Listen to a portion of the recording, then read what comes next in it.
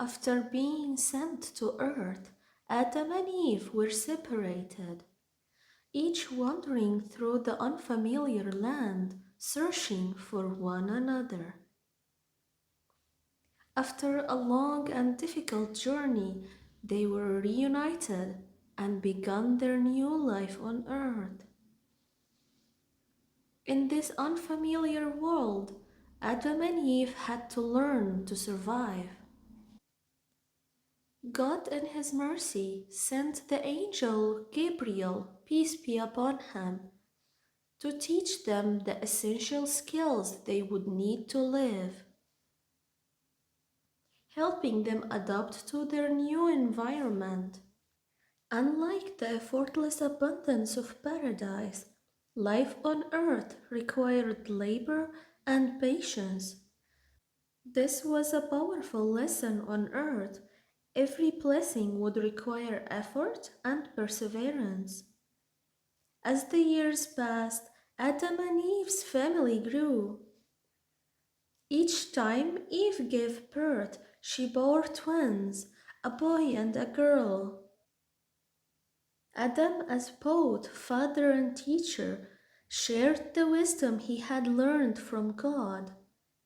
He reminded his children daily of their duty to worship and obey God, guiding them to live righteously in this new and challenging world. In addition to being the first human, Adam was also the first prophet.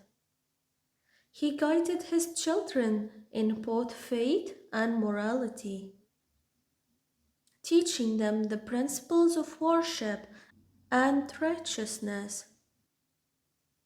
He reminded them of the lessons they had inherited from paradise and encouraged them to follow the path of obedience to God. But as Adam's children grew, so did the tension between them. A dark conflict was brewing between his sons, Cain and Abel, a conflict that would leave an undeniable mark on the future of humanity. When they reached adulthood, Adam received divine instructions on how they were to marry. Each son was to marry a daughter from a different womb to keep the family lineage pure and fair. However, Cain resisted this rule as he wished to marry his sister from the same womb. To resolve this conflict, Adam instructed his sons to each offer a sacrifice to God. The one whose sacrifice was accepted would marry the girl of their choice. Abel, a shepherd, offered a ram from his flock, but it was the best he had. In contrast, Cain, a farmer, offered a bundle of his crops, selecting only the lesser quality. This disparity in their sacrifices highlighted the difference in their sincerity and devotion. God accepted Abel's offering but rejected Cain's, leading to Cain's growing envy and subsequent tragedy. Cain threatened to kill Abel out of jealousy, despite Abel's pleas telling Cain that God only accepts the sacrifices of the righteous. Cain's anger grew. One day, while Abel was tending his sheep, Cain attacked and killed him. Even though Abel was stronger, he did not raise a hand against his brother. Thus Cain became the first murderer on earth. Confused about what to do with Abel's body, Cain carried it around in shame for a long time. God then sent a crow that scratched at the ground, showing Cain how to bury his brother. Realizing his sin, Cain buried Abel, feeling immense regret but unable to undo his actions. Adam and Eve were deeply saddened when they learned about Abel's death. Eve in particular mourned the loss of her son with a mother's heart, feeling both the weight of the tragedy and the pain of the conflict between her children.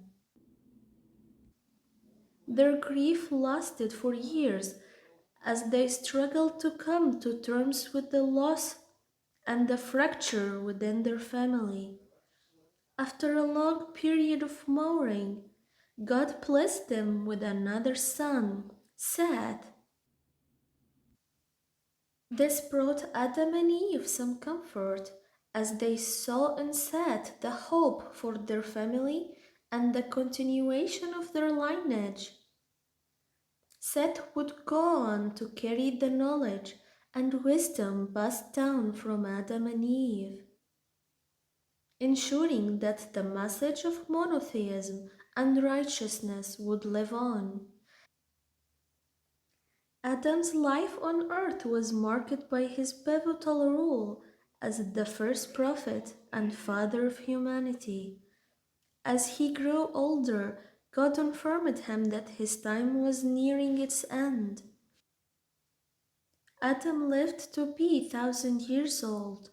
Before passing, he imparted crucial knowledge to his son Seth, including the principles of worship and the cycle of day and night, preparing him to guide humanity.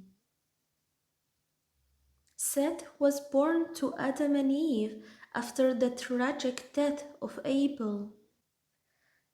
This birth was significant as Seth was destined to continue the legacy of prophethood and righteousness established by his father.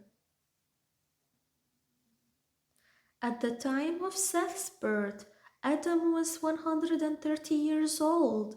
His arrival was a vital event in maintaining the continuity of divine guidance. Prophet Seth succeeded Adam as a prophet, continuing the teachings of monotheism and righteousness. Although details about his life are limited, Seth is recognized for his dedication to upholding the principles of worship and moral conduct. He lived for 912 years, and his rule was crucial in guiding humanity after Adam's death. The story of Adam and Seth imparts several key lessons. Embracing righteousness, upholding God's teachings, and living righteous life are central to fulfill our spiritual responsibilities. The continuity of divine guidance.